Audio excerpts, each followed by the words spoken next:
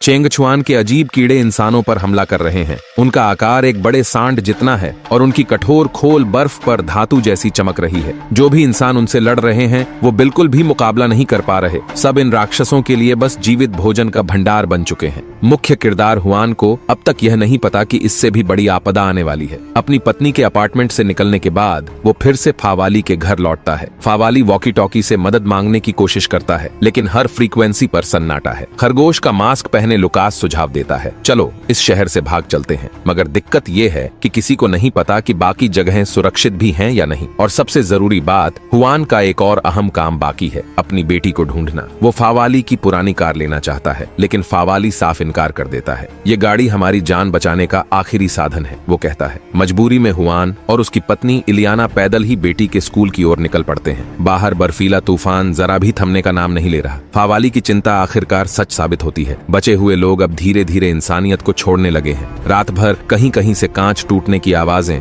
और बीच बीच में गोलियों की आवाजें सुनाई देती हैं। एक लंबी यात्रा के बाद हुआन और इलियाना आखिरकार अपनी बेटी के स्कूल पहुंचते हैं। दोनों अलग अलग रास्तों पर निकलते हैं। हुआन गाड़ी ढूंढने जाता है और इलियाना बेटी की सहेलियों का पता लगाने। जब इलियाना स्कूल के सिक्योरिटी रूम में पहुंचती है, तभी एक अजीब घटना घटती है। हुआन के दिमाग में अचानक कुछ अजीब दृश्य आने लगते हैं। उसे अपनी बेटी सोती हुई दिखती है और एक जलता हुआ क्लॉक टॉवर। अगले ही पल हुआन खुद को एक गाड़ी के अंदर होश में आता है। वो चाबी घुमाता है और चमत्कारी रूप से गाड़ी स्टार्ट हो जाती है। दूसरी तरफ इलियाना अब स्कूल के बिल्डिंग के अंदर जा चुकी होती है। खाली स्कूल का मैदान, जहां इधर उधर कुछ लाशें बिखरी पड़ी हैं। फर्श पर बिखरी शराब की बोतलें बताती हैं कि मरने से पहले वहां लोग जश्न मना रहे थे। इलियाना गहरी सांस लेती है। तभी स्कूल के कॉरिडोर से एक दरवाजा खटखटाने की आवाज आती है। वो मदद की तलाश में निकल पड़ता है और आखिरकार एक बाथरूम के दरवाजे तक पहुंचता है, जिसमें जहर से मरे लोग पड़े हैं। दरवाजे की झिरी से उसे एक खून से भरी आंख झांकती नजर आती है। अगले ही पल अंदर से गुस्से में भरी एक डरावनी चीख सुनाई देती है। इसी बीच हुआन ठीक समय पर वहां पहुंचता है और उस बदकिस्मत बच्चे को बाहर निकालता है। बच्चा जैसे ही निकलता है, उसे एक जोरदार थप्पड़ मारकर शांत किया जाता है। पूछताछ करने पर पता चलता है कि उस बच्चे को उसके ही कुछ साथियों ने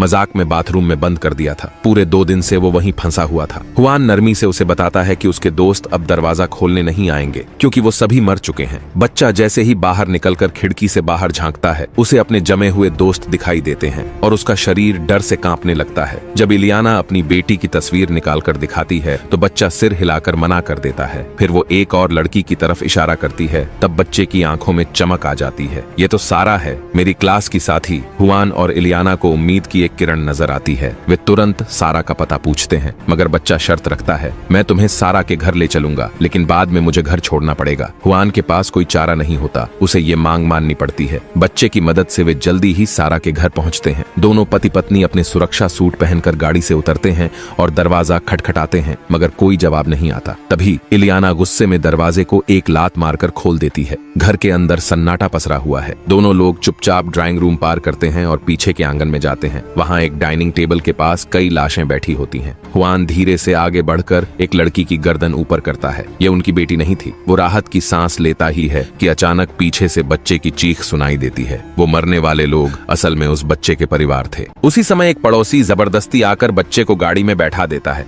हुआन गुस्से से बौखला उठता है। इसने झूठ बोला, ये सारा का घर नहीं, इसका खुद का घर है। मगर इलियाना उस बच्चे को छोड़ना नहीं चाहती। उसका कहना है, अगर हमारी बेटी कहीं फंसी हो और कोई अच्छा इंसान मिले, तो क्या हम नहीं चाहेंगे कि कोई उसे भी साथ ले जाए? हुआन ने गहरी सांस ली और कुछ नहीं कहा। इस वक्त आशय को तेज बुखार हो गया था। जब वे एक दवा की दुकान के पास से गुजर रहे थे, तो उन्होंने सोचा कि क्यों न बुखार की कोई दवा ली जाए। दवा पिलाने के बाद अचानक दवा दुकान के दरवाजे पर जोर जोर से खटखटाने की आवाज आने लगी। शीशे से उन्होंने देखा एक गर्भवती महिला मदद के लिए गिड़गिड़ा रही थी। इलियाना को उस पर दया आ गई और उसने बिना सोचे समझे उसे अंदर बुला लिया। लेकिन अगले ही पल वह गर्भवती महिला अचानक बंदूक निकाल लेती है और उसके साथ उसका साथी भी साइड वाले दरवाजे से अंदर घुस आता है। दोनों लुटेरे अपनी बंदूकों से हुआन और इलियाना को निशाना बनाते हैं। वे दोनों को दवा स्टोर के एक कमरे में बंद कर देते हैं और साथ ही सारी दवाएं, सामान और कार की चाबी भी ले जाते हैं। शुक्र की बात यह थी कि बेहोश पड़ा आशय उनके हाथ नहीं लगा। जैसे ही लुटेरे गाड़ी लेकर चले जाते हैं,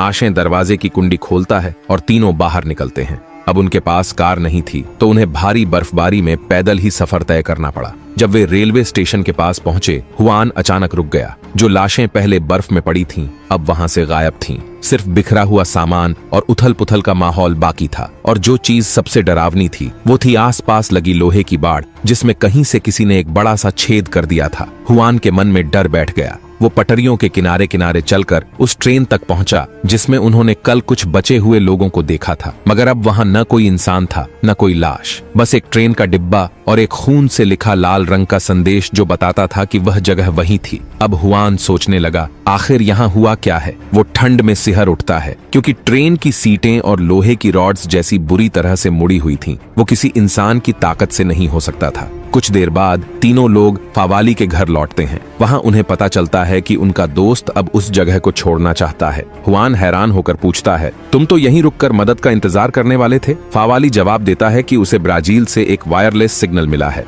वहां भी उसी जहरीले खून वाले हमले ने तबाही मचाई है। यानी अब यह आपदा पूरी दुनिया में फैल चुकी है और इसका मतलब ये है कि अब जल्द मदद आने की कोई उम्मीद नहीं है। लेकिन फावाली के जाने के फैसले की सबसे बड़ी वजह थी, पृथ्वी का चुंबकीय क्षेत्र अब पूरी तरह खत्म हो चुका है। ये बर्फीला संकट अब पहले से कहीं ज्यादा भयानक हो गया था। फावाली के पास समुद्र के बीचों बीच एक छोटे से द्वीप पर एक प्रॉपर्टी थी। उसने तय किया कि अब वे सब वहीं जाकर शरण लेंगे, लेकिन हुआन उनके साथ जाने को तैयार नहीं था। किसी भी हाल में उसे अपनी बेटी को ढूंढना ही था। धीरे धीरे रात हो गई। उधर वही लुटेरा जो हुआन और उसके परिवार को लूटा था, अपनी पत्नी के साथ एक पेट्रोल पंप पर पहुंचा।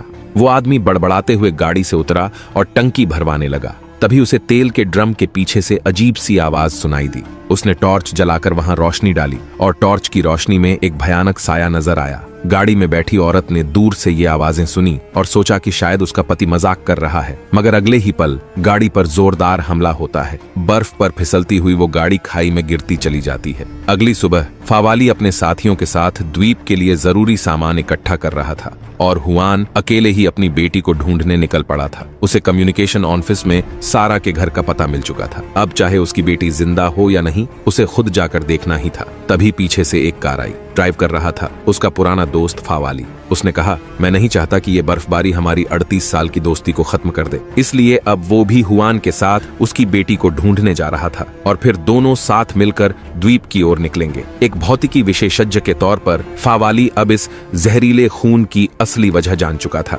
धरती के दोनों ध्रुवीय चुंबकीय क्षेत्र एक अदृश्य कवच की तरह काम करते हैं जो ब्रह्मांड की हानिकारक रेडियोधर्मी किरणों को पृथ्वी से बाहर रखते हैं। अब जब चुंबकीय क्षेत्र गायब हो चुका है, वो सारी किरणें बर्फ के टुकड़ों पर जम रही हैं और जानलेवा जहर बन गई हैं। दोनों दोस्त कार में ये बातें करते करते आगे बढ़ रहे थे। अचानक कार रुक गई। उनके सामने एक ओवरब्रिज के नीचे कई सौ छोड़ी हुई गाड़ियां रास्ते को पूरी तरह से बंद कर रही थीं। वो दोनों समझ गए कि ये इंसानों का काम नहीं हो सकता। इसी दौरान हुआन को मलबे के बीच एक कार की हेडलाइट जलती हुई दिखाई दी। जैसे ही वे दोनों मलबे को पार करने की कोशिश कर रहे थे, अचानक कुछ सैन्य ट्रक जो सैनिकों से भरे थे वहां आ पहुंचे। हुआन और फावाली हैरान होकर उनके पास पहुंचे। एक सैनिक ने बताया कि सरकार ने एक मई फ्लावर कैंप बनाया है जो चारों तरफ फंसे लोगों की मदद कर रहा है। उसने दोनों से कहा कि बेहतर होगा अगर वे इधर उधर न घूमें। हुआन को ये बात कुछ हजम नहीं हुई। उसने फावाली से कहा कि वो उनके पीछे पीछे चले। उसे देखना था कि असल में ये सैनिक कर क्या रहे हैं। वे एक सुरंग के अंदर घुसे, लेकिन हैरानी की बात ये थी कि सैनिक अंदर जाते ही वहीं रुक गए। हुआन भी उस दृश्य को देखकर सिहर उठा, क्योंकि वहां उन्होंने जो देखा वो कोई इंसानी चीज नहीं थी। बाहर लड़ाई की आवाजें गूंजती रहीं, पर जब सब शांत हुआ, हुआन को वहां एक भी इंसान जिंदा तो छोड़ो, कोई लाश भी नहीं दिखी। उसने जमीन से एक लंबी राइफल उठा ली और दोनों उसी रास्ते पर आगे बढ़े जो अभी सैनिकों ने तय किया था। शहर के केंद्रीय चौराहे पर उन्हें कुछ अजीब काले गोले दिखे, जैसे किसी जीवित चीज की परतों से बनाए गए हों। तभी कुछ दूर से हलचल की आवाज आई। हुआन एक इमारत के किनारे छिप गया और देखा कि एक विशाल कीड़ा एक लाश को घसीटते हुए एक छिपे हुए गुफा जैसे छेद में घुस गया। दोनों का खून सूख गया और उन्होंने तुरंत वहां से भागने का सोचा। फावाली का पैर फिसल गया और वह एक कूड़ेदान से टकरा गया। गुफा के अंदर से फिर से भयंकर आवाजें आने लगीं। वो विशाल कीड़ा पल भर में गुफा से बाहर निकल आया। हुआन ने उस पर लगातार गोलियां चलाईं, मगर वो रुकने का नाम ही नहीं ले रहा था। जब वो बहुत पास आ गया, हुआन ने एकदम शांत होकर उसके बिना कवच वाले सिर पर निशाना साधकर एक गोली चलाई। वो जानवर ढेर हो गया, मगर जश्न मनाने का वक्त नहीं था। अचानक जमीन तेजी से हिलने लगी। ढेर सारे विशाल कीड़े दौड़ते हुए आ रहे थे। तभी हुआन ने किसी को हाथ हिलाते देखा और अजीब बात यह थी कि वो सारे कीड़े उन्हें नहीं बल्कि उसी मरे हुए कीड़े की लाश को खाने में लग गए। हुआन और फावाली ने तुरंत वहां से दौड़ लगाई। वे बर्फ पर पड़े कदमों के निशान का पीछा करते हुए एक मध्य टावर तक पहुंचे, मगर वहां का लोहे का गेट बंद था। जब दोनों पूरी तरह फंस चुके थे, अचानक एक आग का गोला आसमान से गिरा और उस आग ने कीड़ों की सेना को रोक दिया। उसके इशारे पर हुआन और फावाली साइड गेट से घुसकर घंटाघर के अंदर पहुंच गए। वे घुमावदार सीढ़ियां चढ़ते हुए ऊपर पहुंचे और जल्दी ही एक गुप्त कक्ष में पहुंचे, जहां पहले से ही कई बचे हुए लोग छिपे हुए थे। उनका नेता एक लंगड़ा आदमी था, जिसे देखकर हुआन को लग रहा था कि उसने उसे पहले कहीं देखा है। हुआन को सबसे बड़ा सवाल यही था, ये विशाल कीड़े आए कहां से? एक बुजुर्ग आदमी ने आसमान की ओर इशारा किया। ऊपर जाकर देख ले, सब समझ जाएगा। हुआन तुरंत ऊपर की छत पर गया और जैसे ही उसने देखा, उसका चेहरा सख्त हो गया, क्योंकि असंख्य जलती हुई चीजें मानो उल्काओं की तरह बादलों को चीरती हुई धरती पर गिर रही थीं। हर गिरने वाली आग का स्थान एक कीड़ों के घोंसले में बदल रहा था। अब जाकर हुआन की आंखें खुलीं। ये कोई प्राकृतिक बर्फीली आपदा नहीं थी, बल्कि एक एलियन हमला था, जिसका उद्देश्य पहले जमीन को जहरीला बना, फिर कीटों की सेना के लिए रास्ता साफ करना था। वो अकेला छत पर खड़ा था। रात के अंधेरे में हर एक गिरती लौ उसकी खून से भरी आंखों में झलक रही थी। हर चमकती रोशनी उसे उसकी बेटी की बचने की उम्मीद कम करती महसूस हो रही थी। अब उसने फैसला किया, वो यहाँ छिपकर नहीं बैठेगा। उसने सभी से कहा कि उन्हें इस जगह को छोड़ देना चाहिए, क्योंकि कीड़े दीवारें चढ़ने में माहिर हैं और देर सबेर यहाँ आ ही जाएंगे। बाकी बचे लोग भी उसकी बात समझ गए, मगर जो नेता था, वो लंगड़ा आदमी, वो यात्रा के लायक नहीं था। आखिरकार हुआन के मनाने पर उसने बाकी लोगों को जाने की इजाजत दे दी और खुद घंटाघर की रखवाली के लिए रुक गया। तैयारियां पूरी कर हुआन और बाकी लोग चुपचाप सड़कों से गुजरने लगे। रात का फायदा उठाया गया, क्योंकि उन कीड़ों को भी शायद कभी कभी झपकी आ जाती है, बस बहुत ज्यादा आवाज नहीं होनी चाहिए। हुआन ने सभी को मई फ्लावर कैंप के बारे में बताया, जहां वे सेना से मिल सकते थे। वे फ्लाईओवर के नीचे पहुंचे, जहां मोटरसाइकिलों ने रास्ता रोक रखा था। तभी एक जीवित बचे व्यक्ति ने हथौड़ा निकाला और एक दीवार तोड़नी शुरू कर दी, क्योंकि उसे पता था कि उसके पीछे एक छुपा हुआ रास्ता है जो उन्हें फ्लाईओवर के दूसरी तरफ ले जाएगा। जैसे जैसे रात का अंधेरा सफेद रोशनी में बदलने लगा, हुआन का दिल और भी बेचैन होने लगा। अच्छी बात यह थी कि छुपा हुआ सुरंग रास्ता अब पूरी तरह खोद लिया गया था। सभी लोग जल्दी जल्दी अंदर घुसने लगे, लेकिन तभी वो कीड़े भी बाहर शिकार के लिए निकल पड़े। हुआन एक माँ और बच्चे को बचाने के लिए एक बस के अंदर फंस गया। उसने साफ देखा कि एक विशाल कीड़ा बस के पास ही घूम रहा था। अचानक एक कीड़ा रुक गया और सीधा बस की तरफ मुड़ गया। तभी घंटी की गूंजती आवाज आसमान में फैल गई। वो घंटी घंटाघर पर रह रहे लंगड़े आदमी ने बजाई थी। सभी कीड़े तुरंत घंटाघर की तरफ मुड़ गए और बाढ़ की तरह वहां उमड़ पड़े। बस के अंदर बैठा हुआन ने गहरी सांस ली। वो बाकी बचे लोगों के साथ सुरंग रास्ते से सुरक्षित निकल गया। शहर में दाखिल होने से पहले हुआन ने मलबे में एक काम करने वाली गाड़ी खोज ली थी, जो अब उनके काम आई। उधर कीड़े घंटाघर में घुस चुके थे, मगर लंगड़ा आदमी और उसके साथी पहले ही वहां तेल फैला चुके थे। जैसे ही कीड़े भीतर आए, बुजुर्ग ने एक जलती सिगरेट हवा में उछाली। उधर हुआन और लोग गाड़ी को धक्का देकर नीचे उतार रहे थे, लेकिन धक्का देने की आवाज ने एक और विशाल कीड़े को आकर्षित कर लिया। हुआन ने बंदूक से फायरिंग शुरू की ताकि बाकी लोग गाड़ी में चढ़ सकें, मगर कीड़ों की संख्या बढ़ती ही जा रही थी। एक बड़ी होर्डिंग पुल से टूटकर नीचे गिर गई, जैसे ये कीड़ों के हमले का सुर संकेत हो। अच्छी बात ये रही कि गाड़ी समय पर स्टार्ट हो गई और उन्होंने कीड़ों को पीछे छोड़ दिया। जब सबने देखा कि अब वे सुरक्षित हैं, लोगों ने खुशी से चिल्लाना शुरू किया। मगर जैसे ही सबकी नजर जलते हुए घंटाघर पर गई, हर कोई चुप हो गया। उन्हें समझ में आ गया था कि उस बुजुर्ग ने जान देकर उन्हें बचाया था। हुआन को अचानक महसूस हुआ कि ये दृश्य कहीं पहले देख चुका है। दिमाग में वही रहस्यमयी दृश्य फिर से कौंधा और तभी उसे एहसास हुआ कि शायद मई फ्लावर कैंप, जहां सेना का बेस है, वहां कुछ बहुत बड़ा और खतरनाक छिपा हो सकता है। इसी के साथ द इटरनॉट का दूसरा भाग समाप्त होता है। दोस्तों, अगर आपने इस कहानी का पहला भाग नहीं देखा है तो पहले उसे जरूर देखिए, क्योंकि वहां से ही शुरू होती है इस हिला देने वाली तबाही, जहां बर्फ सिर्फ ठंडी नहीं, जानलेवा बन चुकी है।